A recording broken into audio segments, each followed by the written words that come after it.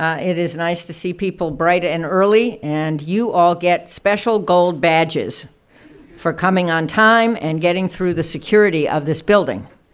It is important to have security, but it sometimes means that our audiences take a long time to fill up. This is a special day. I happen to know that it is Brazil's National Independence Day. So congratulations to Brazil and congratulations to the world. It's such a wonderful country. If anyone has not been there, go there soon. When I am Jane Harmon, the president and CEO of the Wilson Center. I call myself an escapee from the United States Congress, where we endlessly had trouble, and you can see Congress is still having trouble figuring out how to pass responsible budgets. In this case, Congress is passing no budget. It is just continuing last year's budget, which is good for the Wilson Center because we're funded in last year's budget, but nonetheless, we don't think that is the most responsible path for our Congress to take. Interestingly, when I left Congress to come here almost 7 years ago, I discovered that our Science, Technology, and Innovation Program, which we call STIP, was operating a serious games initiative, the only one of its kind in a Washington think tank. I immediately saw the value in this game and thought we should get more attention paid to the game, and we did. And that game, the U.S. version of that game, has been played far more than 1 million times, and we have several times had events in the Congress with members of Congress to enhance its visibility.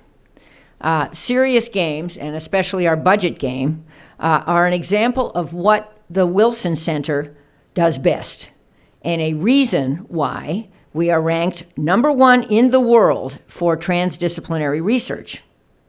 So it would be logical that our very able director of our Brazil initiative, Brazil Institute, Paulo Sotero, right here, would see the value in this game for Brazil.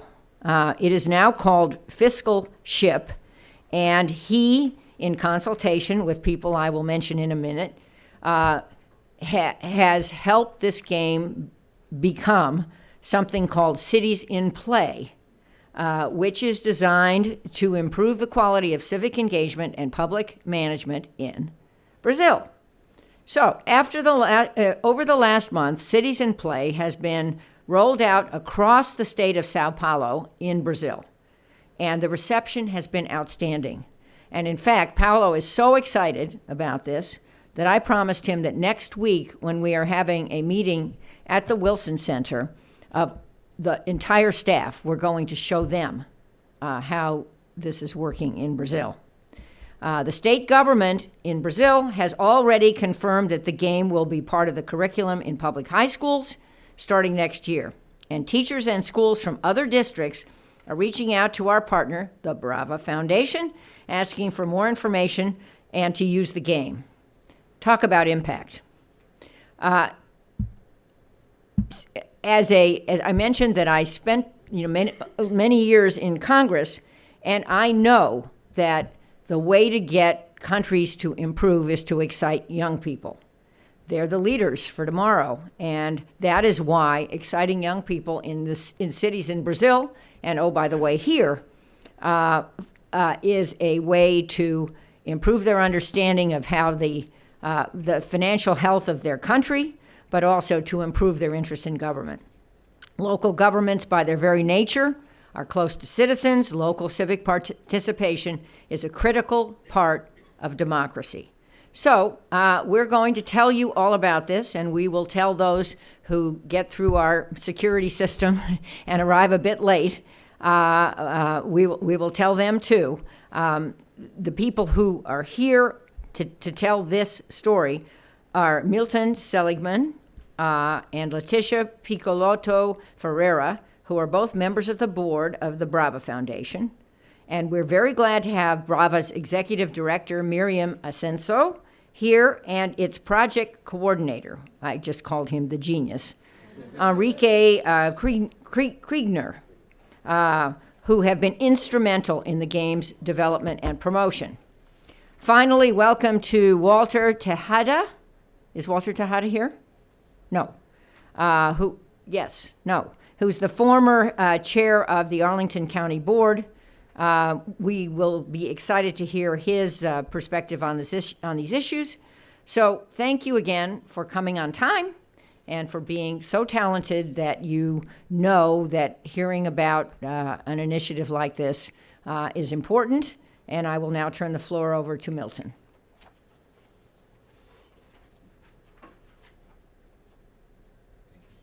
Thank you so much.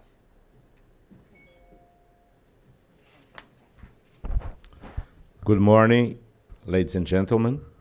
First of all, I would like to thank Jane Harmon, the President and CEO of Wilson Center, and Paulo Sotero, the Director of the Brazil Institute, and also to mention my colleagues from BRAVA Foundation, Leticia, Miriam, and Henrique, for this very successful partnership. It's a pleasure for me to be here wearing two hats, a board member of BRAVA Foundation from São Paulo, and a global fellow of the Brazil Institute of Woodrow Wilson International Center, both partner in the elaboration of this serious game, Seats in Play, that is being launched. BRAVA Foundation is an NGO, a non-profit public organization that works to improve public management in Brazil. Among the important works supported by BRAVA Foundation, I would highlight two. The first is the decisive support to set up the program of courses in management and public policies of INSPER, the leading center of educational and research in business, economics, law, engineering, and public policies in Brazil. The second activity that I highlight is very relevant in the precise moment because it deals with the balance of public finance. BRAVA presented to Brazil the portal called My Municipality, My Town, and the application Otimiza, means optimize. My municipality is the largest municipal public finance portal in Brazil, with more than 2 million access. Optimiza was developed based on the portal data and allows City Hall to maximize its own revenues and to improve the efficiency of their municipalities' expenditures. However, Brazil is experiencing a very serious fiscal crisis, and in order to face it, it will be necessary to enhance the population's understanding about it, since it will be necessary to cut public spending and to increase income, very unpopular measures. The motivation of BRAVA and Woodrow Wilson in making this partnership was to educate the young population that will start participating in the electoral process. The seed of the partnership was Fiscal Ship, the serious game developed and released with the support of Woodrow Wilson. The adaptation effort involving drawing it into Brazilian legislation and also adapting it to the level of municipal finance, since the Brazilian Federation is organized in 3 levels, unlike the US model. We are all very happy with the results, but the dream is always bigger, and we are identifying possibilities for new improvements. And for that reasons, we hope to receive your suggestions and inputs. Thank you very much.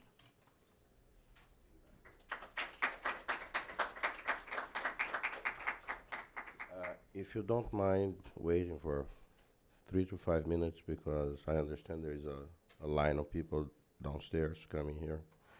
this is a federal building and there are security considerations. So use your cell phone. Do whatever you need to do for the next 5 minutes. And then we will resume, and then I think Enrique will present the game, because I would like to have more people here. Well, we have a little video also to show, right? You can play Fiscal Ship. You need to know Portuguese, which you should actually know, but it's available. Is that cidadeenjogo.org.br and or fiscalship.org, and yes, we will resume in a bit. We have a video. We also have the video that was shown in São Paulo last week when the game was 2 weeks ago when the game was released, and it has subtitles in English, and you will be able first to have a little bit of an idea of what the game is. And then maybe we should go ahead and show the video, which is just 1.5 minutes, and then Enrique will, right, show the game.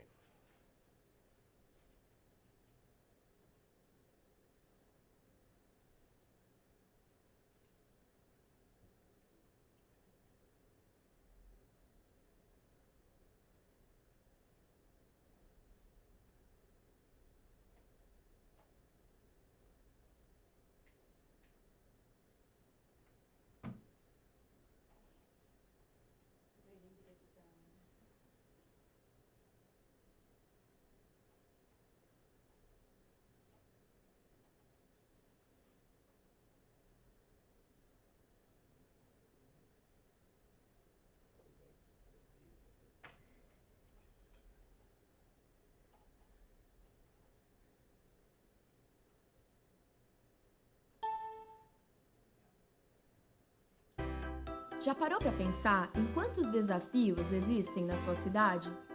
Ruas esburacadas, ônibus lotados, lixo nas ruas, áreas verdes cimentadas. E se você fosse o responsável por enfrentar esses desafios? O que você faria? Onde investiria o dinheiro da sua cidade? Qual seria a sua primeira ação como prefeito ou prefeita da cidade? O Cidade em Jogo é um game que permite que você seja prefeito por um dia e aprenda sobre os desafios de gerir uma cidade. Nele, professores podem desafiar seus alunos a serem bons prefeitos. No Cidade em Jogo, sou eu quem define as prioridades do meu governo. Sou eu que escolho as políticas públicas para minha cidade. E mais, sou eu quem aprende na prática a ser uma cidadã mais preparada para fazer a diferença no meu município. Chegou a hora de saber como eu posso fazer da minha cidade um lugar melhor. Essa é a minha chance de fazer a diferença e começar a ver a cidade com outros olhos. Acesse Cidade em Jogo e se desafie a ser o melhor prefeito.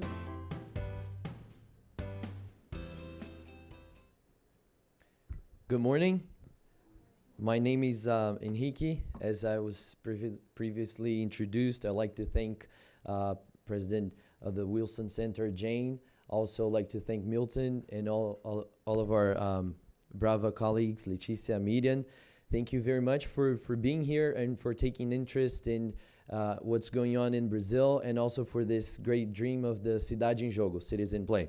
So it will be my great pleasure to introduce you and go through a little bit of how the game works. As you can see all the slides, and then I'll take you into a very brief navigation through the game, and then when we have the breakout here before the panels, you can play the game as well. We have the interns here from the Wilson Center helping you to navigate through the game. So if you don't speak Portuguese, it won't be a problem. They'll help you to play the game and be a mayor in Brazil, even though you don't speak the language. It's going to be okay.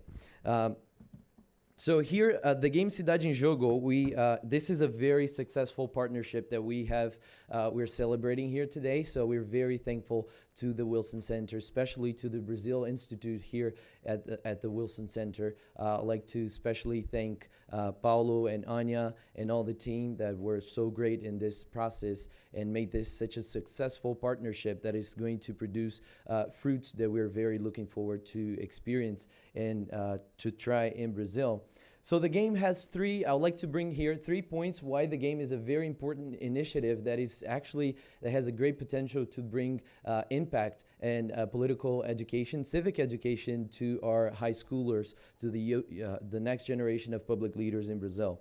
The first thing is that the game challenges students to rethink their cities and its needs. So the first mission, when you access cidadeemjogo.org.br, you have to choose which size of city would you like to run. So if you like to be a mayor for a small municipality, a medium-sized municipality, or a large-sized municipality in a metropolitan area. So the three of them, they have different challenges and they have different approaches, and that is a very interesting thing. But right after you choose the size of the city, you have, just like the Fiscal Ship, you have to choose between 10 priorities. So in your administration, which will be the priority? Will it be the fighting corruption, investing in the future, so education and health? Would it be cutting taxes, promoting a sustainable city, promoting urban mobility, innovation technology? What would be your priorities? So with this exercise here, we actually bring the student to a place where he will have to cross his own priorities to the city's needs. So this is a very interesting debate that we've been seeing in the schools that we're running the game. Students actually asking themselves, what are the priorities? What's best for my city? And right after you choose the priority, you have to go through a place of decision making. So the second point why this game is a very interesting initiative and it has a great potential of impact is that it places students as the key actors in the decision making process. So not only looking to the problems and the challenges and the difficulties of the cities, but actually having a critical approach and perspective on what could be done to improve my city, my municipality, my home environment, my school environment. So right after you choose the priorities, you can navigate through the main areas of the city. So health, culture, education, incomes and taxes, right? Urban and transportation, and also the environmental management of the city. Right when you click in each one of these areas, you get a whole roll of public policies that you can analyze. So with that, we bring the student to understand a little bit more of what could be done. Every time he or she clicks here in one of the policies, you get a short description of what that policy is like, what are the pros and cons of adding that policy to your, implementing that policy to your city, to your municipality. And the interesting fact here, if you notice here in the right corner, is these 3 indicators: the financial indicator, public satisfaction, and also the infrastructure of the municipality. So every time you choose a policy here, you have a negative, positive, or even sometimes a neutral impact in all of these 3 indicators. Now, we do understand that not every policy will bring financial increase in public satisfaction, and also to assist and also to develop the infrastructure of the municipality. But this is a great opportunity for students to exercise their critical understanding and perspective on the city, taking a look at the trade-off. So what am I choosing right here? Is it contributing? Is it financially possible? Is it publicly acceptable? And does it develop the infrastructure in my municipality? So we've been running the game in some schools in Brazil already, and this debate is very rich, and I'd love to share some later on. I can show some videos as well of the debates that are going on in the classrooms in Brazil. about what should be my priority. You know, what should I do? Should I prefer something that increases my finances versus something that increases my public acceptance? So this is a very interesting debate, and it's generating some great outcomes for us in the classrooms as well. And based on the policies that you choose or that you do not choose, a random event may happen. So maybe if you don't do any investments in the infrastructure of the municipality, in environmental, you might have a problem here with the dengue. You might have a health crisis. If you don't make any investments in education, maybe your teachers will go on a strike. If you don't invest in the infrastructure of the municipality when it's rainy season, then you may have floods in the city, and you have to deal with that immediately. So you always have two options, and then it will bring an impact to your administration. And one interesting thing as well in the game is that every three choices, every three policies you take, you go to the next round.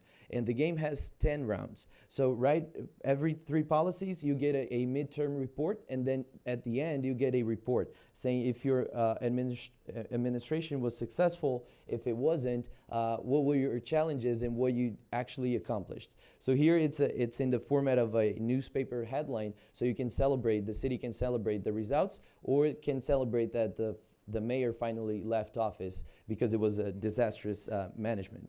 So here you can share, and our intention here is to become a viral activity here for students. So they play the game, they get a report, and they share the report, inviting and challenging their friends to also play the game.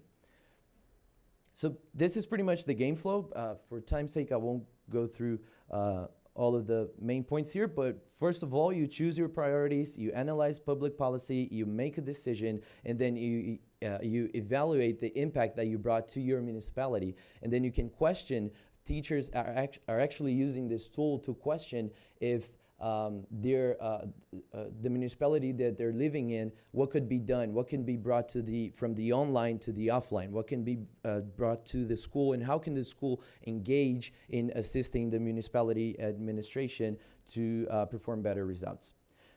So our big brother, as Paulo and Milton mentioned, is the game Fiscal Ship, which I believe you're very familiar. And the game Fiscal Ship is focused in a national level. It has as a main goal to run the nation while maintaining the national debt for the next 25 years, so no increase in the national debt. And it's targeted to university students and general citizens. And as Jane mentioned, it has achieved great results and very impressive results, over 1 million views. And those are very inspiring numbers, and then that we look forward to achieve as well. And just as we made an adaptation here, so we brought Cidade em Jogo, Cities in Play, to the municipal level.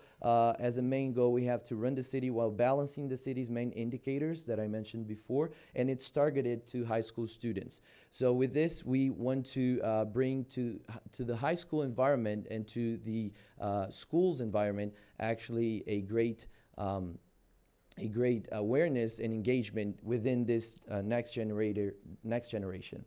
And the third point, why this is a very interesting initiative, and we're very excited about it, and we're actually dedicating a lot of efforts to it as BRAVA, is that this is only the beginning. So we have already, the game was already played more than, actually, the game was already played more than 1,000 times since in these 2 weeks.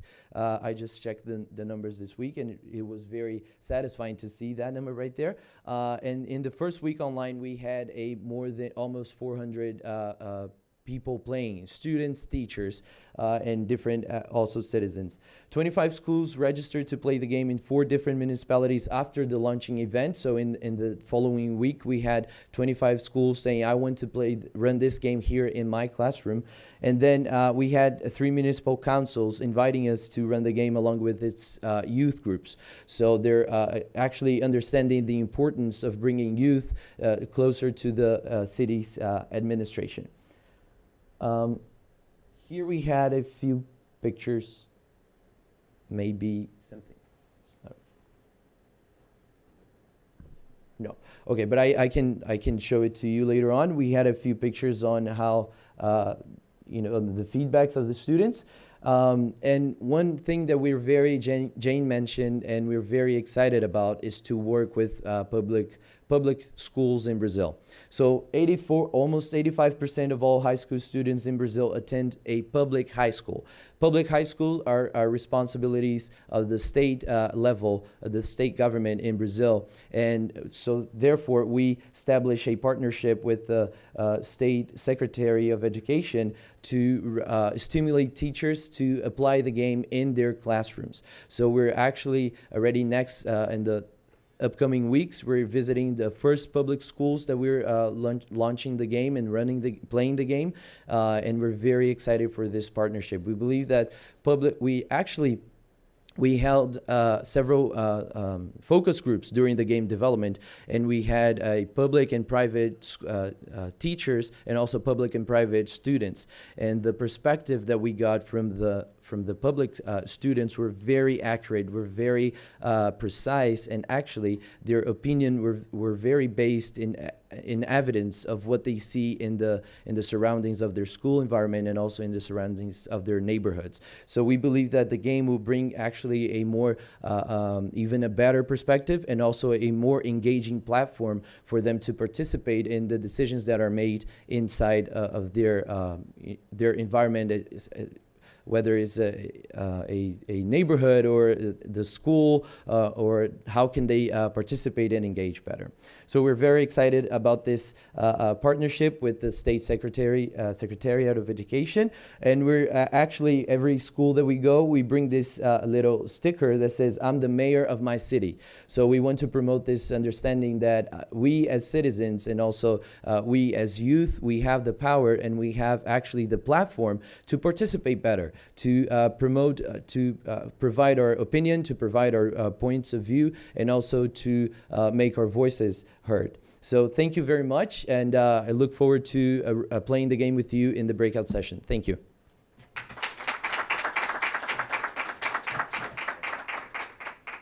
Well, good afternoon. Good morning. I'm Paulo Sotero, director of the Brazil Institute. We have been trying to show Brazil in its complexity to American audiences. Is one of the things that I have in my 11 years in this position always stressed is the fact that Brazil, despite all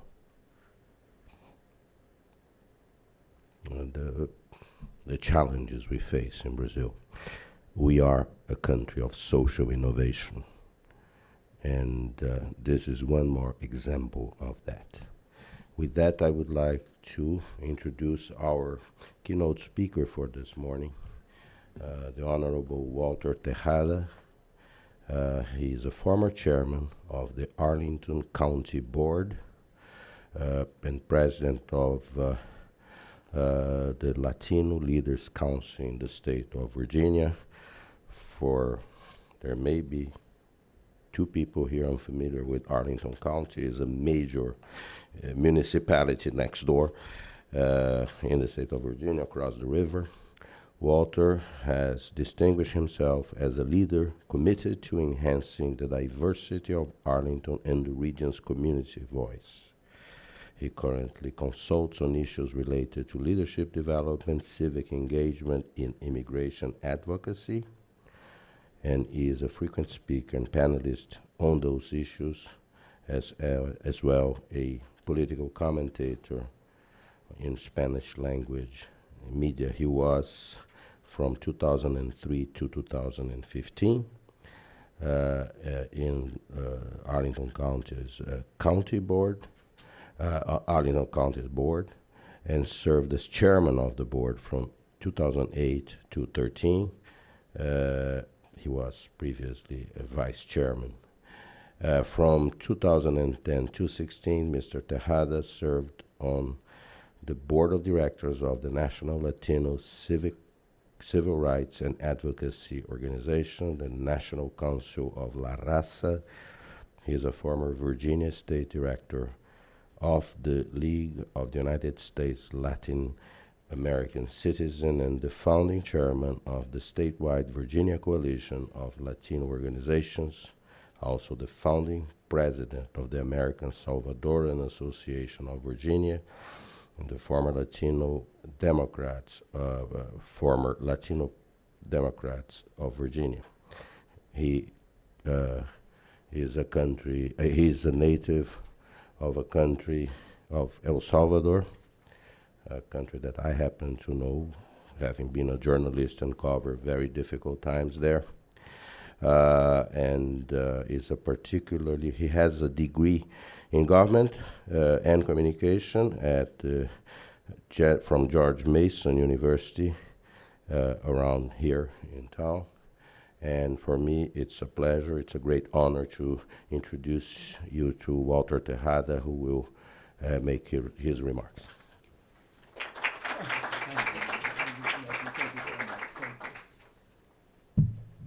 Why, that was very nice. Thank you so much for the very, very kind invitation. Buenos dias. All right. How many people haven't had coffee yet? Raise your hand. I am very excited to be here, and I want to express my appreciation and gratitude to the Woodrow Wilson Center for inviting me to join you this morning. And when I got the invitation, I looked at the subject that you are covering today, and I almost rubbed my hands and said, yes. It's funny that some of us become policy wonks or, really enjoy talking about government issues and how to engage more young people in general. So it is indeed more than a pleasure to be here. And it is one of my favorite topics. And I looked at the title of the conference, Empowering Citizens and City Governments to Work for More Responsive Public Policies. In a perfect democracy, and probably there's no such thing as a perfect democracy, but it's worth pursuing it. It's sort of like an elusive democracy. You're always trying to pursue what can be a better system in government. So this is really right up the alley of the things that I really enjoy and like. And I want to thank Anya for her patience in guiding me to make it here, and to Blair with the center and other folks who invited me. Now, I've been in the audience many times and many of the programs here, and I always had the highest respect because the programs here are of high quality. So hopefully we will share some information for you that you can use as you continue to either play the games or maybe continue to engage in governance. So I understand that you'll be playing an exciting simulation game, as Peter described it a moment ago, to build an understanding of governing and citizen participation. Now, of course, these days, it is essential to fully embrace technology. It is all around us. My guess would be that during my presentation or sometime during the conference here, there might be a head or two that will reach down and look at your cell phones and maybe text somebody or check an email or go to their cities and play that game or something, because technology is all around us, right? We have it everywhere, just about. But I am also here to also remind you that human beings are at the heart of governing. We cannot forget the importance of human interaction and developing relationships. Technology is a critical tool to help build relationships to what I call the big three. Three big areas that they may sound simple, but if you think about it, in governance, for successful governance, they play a key role in democracy's success. One, information.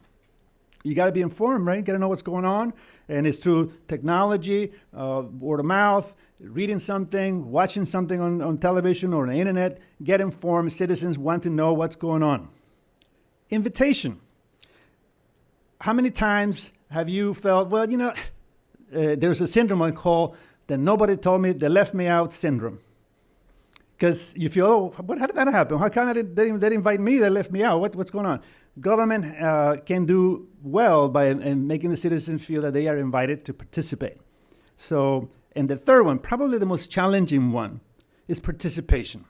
So that sounds so easy, it's simple: information, invitation, and participation. And the participation is the key. How do you participate, and how can we include folks, as it was said well a moment ago, so they can engage in participating in the electoral process? because it's not only the actual election when something is going on, it is actually setting policy, helping shape policy. How does it work? So I would say that through my own experience, my own history of civic engagement, I ended up being elected to public office in Arlington County, Virginia, and that is across the river here from the nation's capital. If you have a chance to look across the Potomac River and everything you see across the river, that was my district for 13 years. Arlington County is a very welcoming community, very inclusive community, we like to think. It is well known for citizen participation in open government, and we are proud of this. And I believe that a successful democracy is based on informed citizenry participation. To that end, I'll share some of the strategies that form the foundation of Arlington's strong civic engagement culture. First, let me give you a little quick background of the type of government in Arlington. We have a county board that is elected by at large, everyone runs at large, and this consisted of 5 members. And their responsibility is to set government policy, establish the budget, set a tax rate so that we can pay for the services the community would like. Now, each member serves a 4-year term, 1 4-year term, and then they can run for re-election as many times as they would like. As I mentioned, I served for 13 years. The day-to-day operations are carried out by an appointed county manager who is the administrator of the staff. So the county manager serves at the pleasure of the county government, and the county government makes decisions, decides policy, and says to the manager, go ahead and implement it. And he has thousands of workers, the county government, that can implement that policy. So the county board, the government entity, sets policy, the county manager implements that policy. So in Arlington, with 5 county board members, the local joke is that you need 3 people to say yes, or you need 3 people to say no, depending on the issue that is before the community. So, as I mentioned, I have a little bit of history of civic engagement, and I did not set out to run for elected office. I mean, I just was upset about things were going on, and so I just started to do something about it, organizing, and the next thing I know, people were asking me to run for elected office, and I started to think, I wonder if that's possible. So I ended up doing it and served for almost 13 years. So how did this happen? I would say we have 4 particular points to remember for successful government that I would recommend. 1 is open government. 2 is citizen input. 3 is respond to citizen concerns or suggestions. And 4th, reach out to underrepresented populations to ensure that all residents are engaged. So on the first one, open government. That sounds like well, why wouldn't it be open government? In a true democracy, it should be open government. Our public hearings in Arlington County are open for the public to join in and watch the debates. And the decisions are made wide open in front of everyone, open to the public. Anyone can walk in and observe. Now, technology plays a role as well. All of our public hearings in the county board are televised. So if you couldn't make it to watch the exciting county board meeting debate in person, you can be at the edge of your seat in your living room and watch it on television. Or you can watch it in São Paulo, Brazil, because our public hearings are televised and are broadcast through the internet. So you can be anywhere around the world and watch the debate, and even email, send in a tweet or some other way to send in a message so that your voice can be heard even into the last minute before the decision is made. So the residents can sign up for public comment online all the time to be able to speak at what we call public comment. Elected officials also have office hours and days when residents are able to walk in and make appointments and say what's on their mind, maybe an issue of concern or a suggestion.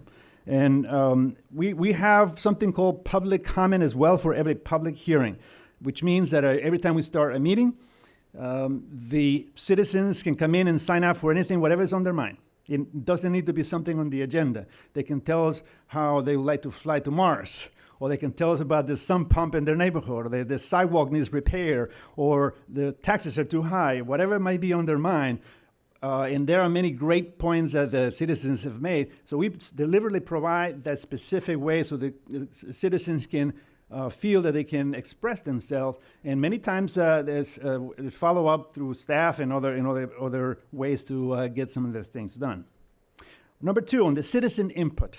This is very, very important for us in Arlington. It's probably the foundation of our government life, our citizen life. We have many advisory commissions. We have over 50, in fact, advisory commissions ranging on subjects that you can think of. We have a commission, for example, we call the Planning Commission. The Planning Commission is probably the most important commission because it reviews proposals for development. Will the building be 3 floors or will it be 15 stories?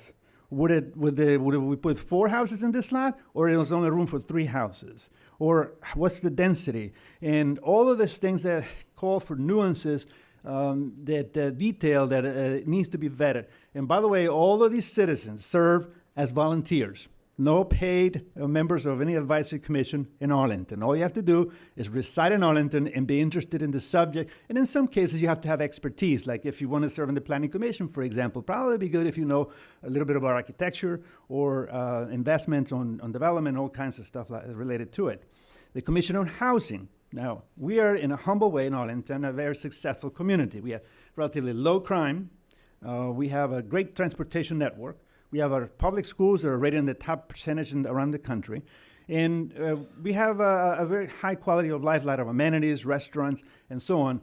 So a lot of people want to come and live in Arlington. That makes the desire to live in our community very high with very relatively small number of housing opportunities to choose from. So the prices of housing goes up, the rent go up. So so the Housing Commission evaluates all of that, particularly affordable housing for low-income residents, to make sure that we strike a balance, that we don't have only the rich people, the wealthy, the well-connected, but we also look at low-income residents as well, so they can have a fair opportunity to live in our community.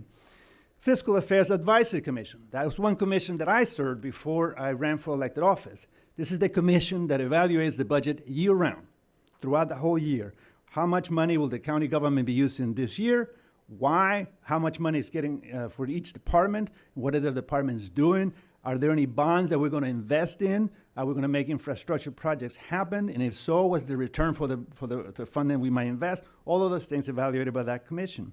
I serve also on the Sports Commission. Sports play a major role in our community. We want a fit community when people walk, run, jog, rollerblade, engage in whatever exercise you want to do, bicycle. So the Sports Commission plays an important role. The Economic Development Commission.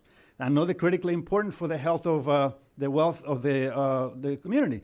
How are we investing? How do we attract other businesses? How do we work with the business community to make sure there is a strong partnership and that we make it as business friendly as possible, striking a balance that businesses cannot run the whole show either. There is some community involvement and community pushback that can be done sometimes if the project, it might not be accepted by the community. If it doesn't have, as it was said earlier, the public support that might be needed.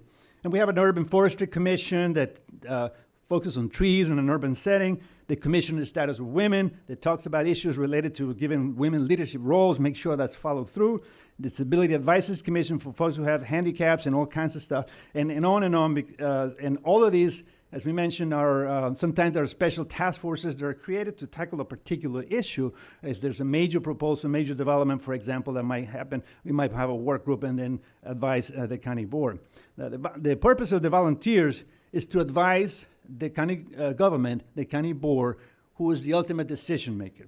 And the issues they can start with an idea that is generated at the commission level. This is supposed to be representative of the community, and make its way up through staff to the county board, where it might become policy. Or it can be the other way around. An issue might emerge where the county board say, wait a minute, okay, we could decide on this, but we might take a little while. No, let's have our citizens evaluate it, dissect it a little more, see if there are any nuances we're not seeing now, bring it to our attention, so the county board sends it to the commissions, so the commissions can debate it and then provide a recommendation on what type of policy the county board should take. Now, the vast majority of the commissions provide advice to the county on their legislative proposals. What should the county government have for the state government? Because Arlington is one of 95 counties within the state of Virginia. The state of Virginia is pretty big. And so the providing ideas of what a state legislative platform should be has been very important. For example, senior citizens many times are very active and provide ideas on what should we ask our state lawmakers to do to benefit the senior citizen population. Another important project that's done is charrettes. How many people are familiar with charrettes? Raise your hand, a few people. Okay. These are big deal events where we bring experts and the community together to tackle a major issue. And I'll give you one example. It's a place in Arlington called Crystal City. It's right by the National Airport, on Route 1, and there's some tall buildings in that area. Well, that's been lined up for the federal employees for the longest time, a lot of federal government agencies there. But it's going through a transition, and during the day there was some livelihood, at night was sort of kind of dead, and we wanted to liven it up. So we set out to do a 40-year plan to change Crystal City, to liven it up, create open spaces, green spaces, and in some cases, raise some of the buildings a little bit higher, which was a tricky situation because the airport is right near there. The Federal Aviation Administration has something to say about that, so we worked with them to make sure that we crafted a plan that the community then, this charrette, and many other community meetings, the experts in the subject matter debated and we concluded a final report that would take us 40 years to bring to fruition, including creating a central park in the middle of Crystal City that doesn't exist now. There are buildings there, but at some point those buildings will be knocked down. And we've created an ambition, something that, as you see it, as landscape it is, there's things you wouldn't even imagine, but when you do the critical thinking with the community, then that's how we created that plan, and at some point there will be a central park in that area. So those charrettes are really, really important. The key then is for the citizen input to actually make it into the plan. And that's part of what's called the follow-up, so that making sure that we keep vigilant on that they're included. Now the third is responding to citizen concerns or suggestions. Now this might sound like a no-brainer, right? You have a complaint, you send an email, you should get a response from your elected official. Well, there are many ways, and technology plays a major role in contacting your elected officials. And they should get a response acknowledging that their letter, their email, or their call was actually received. And however, to build that relationship, there has to be action when the situation merits acting. The problem sometimes, and this is critically important for those of you who may want to continue in government, there's a tendency to look at huge major infrastructure projects, big investments, and sometimes we forget about the little projects that might seem a little small to some, but they're a big deal to the individual citizens who are affected by it. So let's not forget about the little ones. For example, I'll give you one example where there was a citizen who lived at a corner of a street, and across that his house was a high school, public high school. And so a lot of students go by there all the time. There was a bus stop right in front of his house, right in front of the house. And he contacted me and said, look, they say that you care, that you come out to see what affects residents when they have a complaint. I'm putting you to the challenge. And I said, I love it. Okay, I'm coming over. I want to see what. I went into his house. I looked from inside his house, looked the visual he saw outside. And sure enough, a lot of the kids would congregate right in front of his house, sit on the steps of his house, and wait for the bus to go by, and then they'll, engage what young people do, get a little bit loud here and there, tell a joke here, and they will leave some presents behind, like an empty Coca-Cola bottle or, a potato chips bag. And just it added up, and so he expressed, could we move the bus stop somewhere else? Staff told me, no, that can't be done, that's where it should be. And I said, well, why? And this was a long block. To make long story short, the bus stop ended up getting moved to about the middle of the block. Then that caused him to have, his family to have peace and quiet. The location of the bus stop, which wasn't too far from where it was almost in front of a lot that was not going to be developed. And so we ended up finding a win-win situation where the bus stop continues to be there, the students can still congregate in an area where now this family has peace and quiet. I usually highlight that example because it might not seem like a big deal to the huge citizenry, but that's what your elected officials and local government should be, because that's where the action is and we can get things done. There are multiple examples that can be cited, like I got a 4-way stop to an intersection that only had 2-way stop. I go to that neighborhood and they think I'm their hero, because in that neighborhood there are a lot of kids in there, and so they want to make sure the cars stopped so the kids can walk safely whenever they got out of school. So there are things like that. Now the fourth one, reaching out to underrepresented population, is really important in an increasingly diverse world. We need to ensure that all residents are engaged. There's something in Arlington we call the Neighborhood College. Now, the Neighborhood College is a 6-week course that is taught twice a year, and is taught by the county government. And this is facilitated by the county government to teach any citizen how the government runs. Who are the figures that are in leadership? Who are these elected county board members? Who is the county manager? Who is the head of whatever department might be? How do you contact these offices? And how can you join an advisory commission so it can be relevant to your life and so on? And believe it or not, when this program first started, I was a big fan of it. It was intended for immigrants who didn't speak English. So part of what I was saying to folks is, look, why don't we provide simultaneous translation? That way we can connect with residents and connect them to the government so they can feel part of the community. And sure enough, it's become so popular. Now there is a long waiting list for people to join, and it's not only for low-income immigrants or minorities, but now everyone wants to be part, including people who have been active for a long time.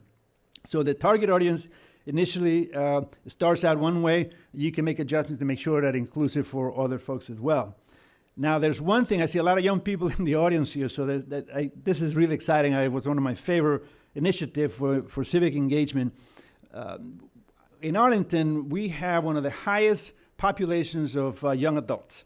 That's referred to sometimes as millennials, people in their 20s, maybe 30s, and a lot of them are professionals, well-educated, very talented. And in Arlington, we have a lot of clubs, a lot of restaurants, a lot of options for young people to engage in social activities.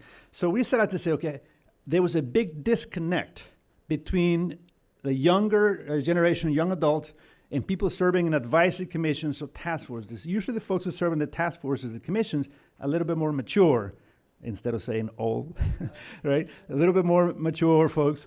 Older population in the commissions, but not as many young people, not as many young adults. And so we said, well, what can we do to challenge our young folks and make sure that they begin to think of how do we do business and how can they make a difference in the civic life and provide a voice for young adults as well in the county government? Well, we, after a long conversation with identifying some young adults who wanted to be involved, we ended up with a program where the county facilitated gatherings, what was called meetups, and the meetups, instead of happen at the rigid 7:30 p.m. meeting every Wednesday, second Wednesday of the month or something like that, it started to happen, those gatherings, at a restaurant or at a club with a goal of civic participation for a major cause, cleaning a river, helping the homeless, developing an initiative for housing, all those kinds of things. And that proven to be very successful. And now we have a lot of young adults who are engaged more, and now we have a bench of young adults who are now making their way through our advisory commissions so that make sure that we have a larger pool of diversity in our community. Now, I'm going to try to wrap up now so we can get the program going.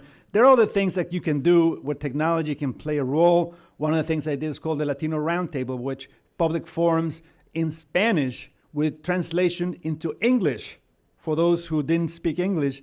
So for those who didn't speak Spanish, to make sure that, but it was official here, and so technology there plays a role as well. So I can go on and give you a lot of examples, but as I said at the beginning, yes, technology is all around us now, and it is an essential part of governing in life in general. But to be successful, we must also remember that human beings are at the heart of governing. The importance of human interaction and developing relationships is central to building a strong tradition of civic engagement. Arlington has been successful in its own way, and why is it? It is a model. It's not a perfect model. It could work in some things for other localities. Maybe it might work for some examples in Brazil, maybe not, but these are one example. But the critical message I want to leave you with is relatively simple. Information, invitation, and participation. As you get involved in government, it is critically important that residents feel that you are including them, that you are inviting them. Say, participate. We want your thoughts. We want your participation. We want you to help me craft ideas so we can move forward our community. I hope you will have a successful conference here. This is exciting what you're doing with this. The games that I saw that you're going to be tackling is exciting, the world of governance. Democracy is participatory, and by getting engaged and participating, we can make life all better, whether it's in Brazil, the United States, or anywhere around the world. Have a great conference. Thank you.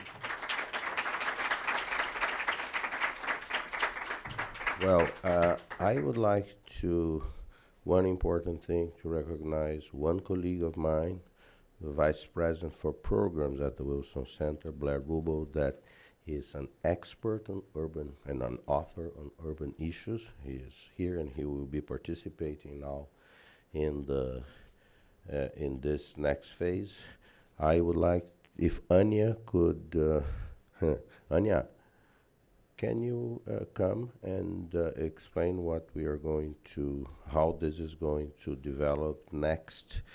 Because we have some iPads, maybe you're going to do a Q&A first with, do you have, are there questions to Walter, to Milton, we have time for that, or otherwise we could, yes, we could move to, any questions there? Yes, one question. Two? Okay, Walter, why don't you come back here then, please?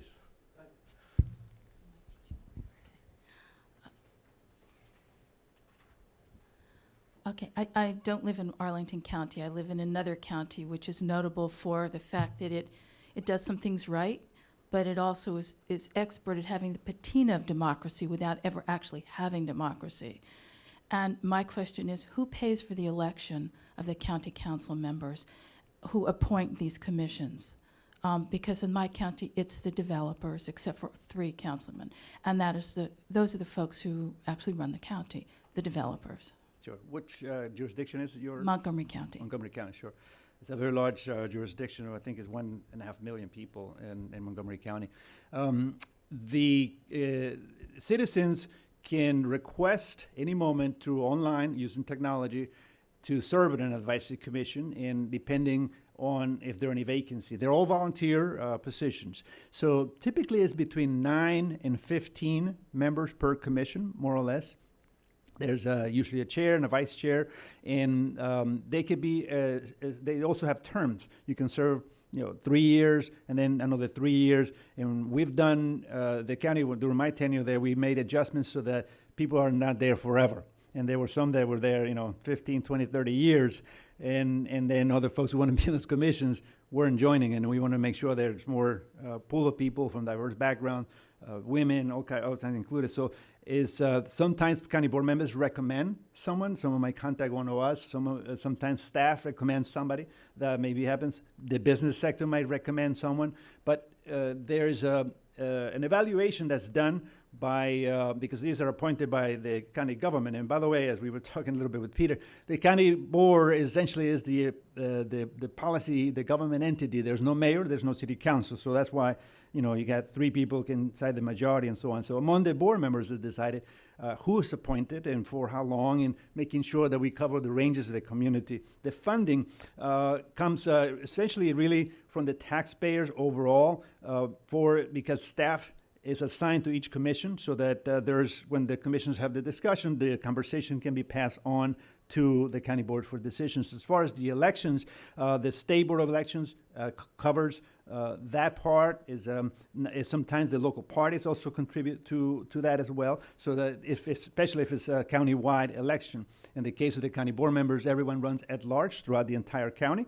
So unless there's what's called a caucus, in which each party decides, they'll have it only with a small number of people. So I think that addresses most of the things you asked. Sure. Any other questions? Thank you, Walter. Thank you.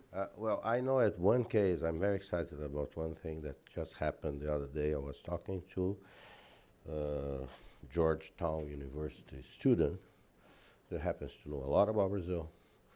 and looked at the game and said, well, this could be really a case study for her course.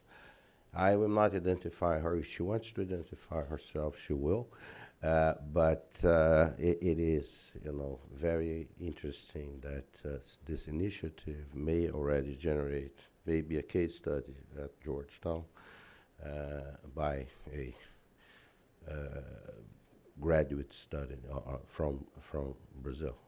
I would like to see if Ania Prusa, who is our program associate, if she could give us some instructions on what happens next, whether we are going to go for a short break, either whether you are going to be invited to play the game. You can play the game from your phones there, from your iPads, and there are some extra iPads here, but Anya, why don't you tell us what happens next? Good morning, everyone. So next on the agenda, we have a coffee break, and we want to also give you a chance to actually try Cities in Play. We know it's in Portuguese, so we've printed out some translations, and some of our wonderful interns will also be stationed with the iPads to walk you through it. So we're going to put the iPads around in the auditorium. Please feel free to go and get some coffee, and we hope you'll come back and play with us.